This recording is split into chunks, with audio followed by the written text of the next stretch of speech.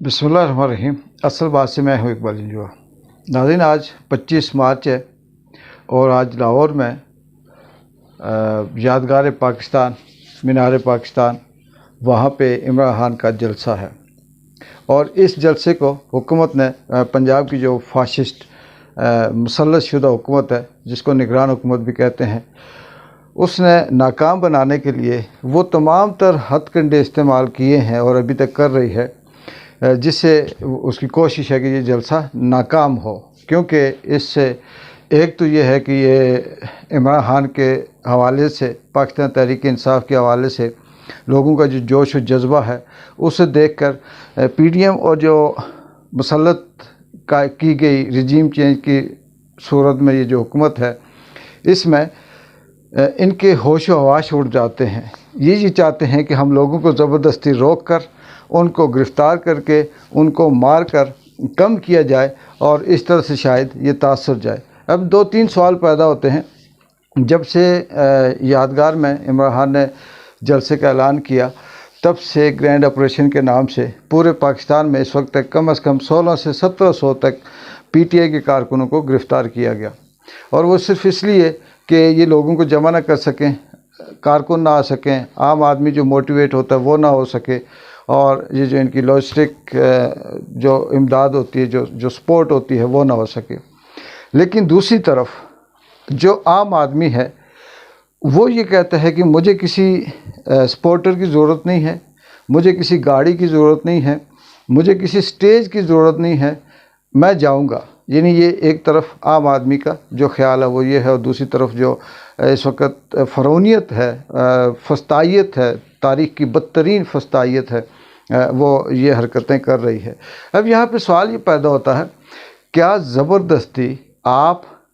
इन लोगों के, इस अवाम के ज़हन में अपनी हमदर्दियाँ पैदा कर सकते हो? नहीं कर सकते। लेकिन दूसरी तरफ आप ये भी गलतफहमी का शिकार हो कि आपके ज़हन में ये है कि 70-75 सालों से हम यही करते आए हैं, ज़बरदस्ती से रजीम चेंज करते रहे, लोगों को बेवकूफ़ बनाते रहे, इलेक्शन के जो वोट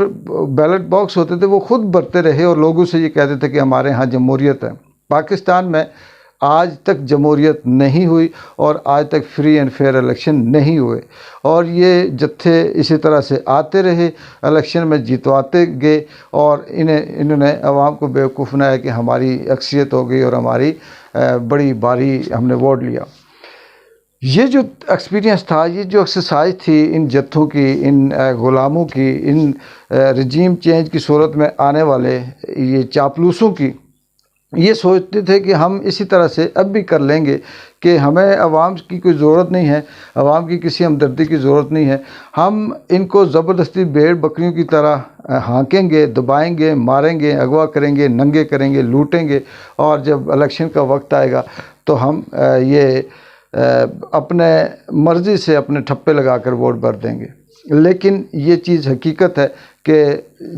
जितना जुल्म, एक वक्त आता है कि जुल्म ख़त्म हो जाता है, एक वक्त आता है कि जुल्म की इंतहा जो होती है वो वहाँ से रिवर्स होती है, और ये पाकिस्तान के अंदर ये वो वक्त आ चुका है।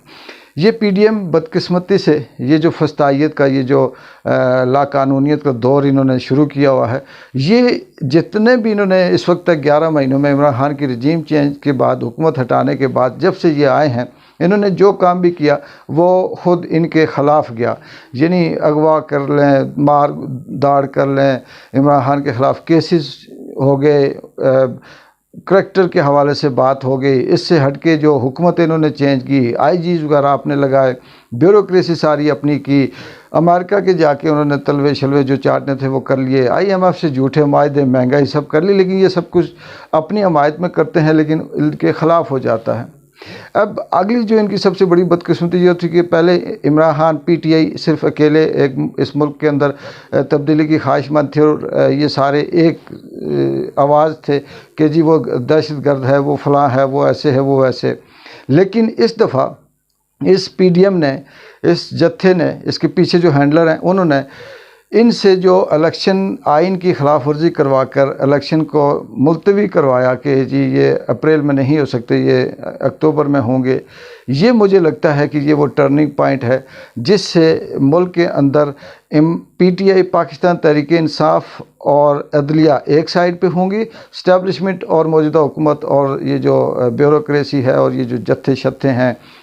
سارے کرپٹ یہ جو ٹولہ ہے، یہ سارے ایک طرف ہوں گے۔ اب اس میں یہ واضح طور پہ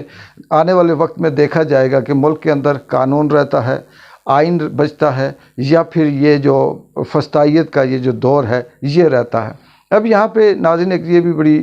پتے کی بات بتاؤں کہ اگر یہ الیکشن ڈیلے ہو جاتے ہیں، یہ ججوں کو بلیک میل کرنے میں کامیاب ہو جاتے ہیں، ان کی کہیں آڈیو ویڈیو ننگی تصویریں کہیں نہ کہیں دکھا کر ان کو چپ کروا دیتے ہیں،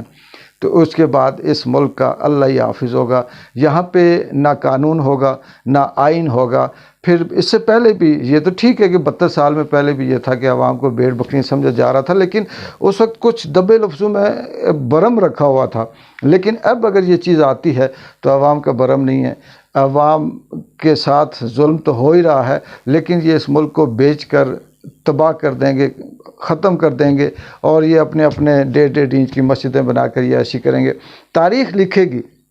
یہ، میں اس بات کو برملا یہ کہتا ہوں کہ عمران خان کا یہ نقصان نہیں کر سکتے۔ زندگی موت اس کے اللہ کے ہاتھ میں ہے۔ عمران کو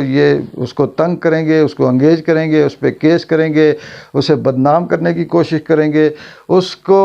ہرانے کی کوشش کریں گے، اس کو مارنے کی بھی کوشش کریں گے، لیکن مار نہیں سکیں گے، کیونکہ تاریخ اسلام جتنی میں نے مطالعہ کی اس میں نے یہی دیکھا کہ یہ ظلم واقعی فرعونیت اسی طرح فرعون کرتا رہا، اور ہر دور میں جب اسلام اور کفر کی جنگ رہی ہے تو ایک اسی طرح سے تباہی، یہ جو ظلم ہوتے رہے، دروازے توڑے جاتے رہے، الزام لگتے رہے، اس وقت کے دور کے حساب سے اغوا ہوتے رہے، قتل ہوتے رہے، لیکن فتح ہمیشہ حق و سچ کی رہی ہے۔ اس دفعہ بھی فتح ہمیشہ حق و سچ کی رہے گی۔ ان کی یہ فسطائیت، ان کی یہ بربریت، ان کی ظلمت، ان کی یہ جو اندھیر نگری ہے، اس کا دور اب ختم ہو چکا ہے۔ رانا ثناء اللہ ہو گیا، یا پھر اس کے جو جتھے ہیں، یہ جو تاڑر شاڑر ہیں، یہ سارے جو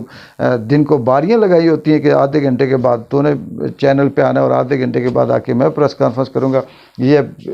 کرتے رہیں، عوام ان سے اب نہیں بدلے گی، اور اب یہ ٹھپے بھی نہیں لگا سکیں گے۔ عوام کو سمجھ آ گئی ہے کہ اس ملک میں اس سے پہلے کیا ہوتا رہا اور اب کیا ہو رہا ہے، اب یہ نہیں ہونے دیں گے۔ فتح ہمیشہ حق و سچ کی ہوگی۔ عمران خان آج ہم دیکھتے ہیں کہ کس حساب سے، میں یہ کہوں گا کہ پورے پنجاب کو، کہ آپ بغیر کسی لیڈر کے، بغیر کسی اپنے رہنما کے نکلیں اور یادگار میں جائیں، لاہور میں جائیں، جلسے کو کامیاب کریں، اور اس جتھے کو، اس کے پیچھے جو ہینڈلر ہیں، اس کے پیچھے جو ڈائریکٹر ہیں، پروڈیوسر ہیں، ان کو دکھا دیں کہ ہم کیا چاہتے ہیں، اور پروڈیوسر کو یہ بتا دیں کہ تم کیا چاہتے ہو، دیکھو جیت کس کی ہے۔ اقبال جنجوعہ کو اگلی ڈیولپمنٹ تک اجازت دیں۔ اللہ حافظ۔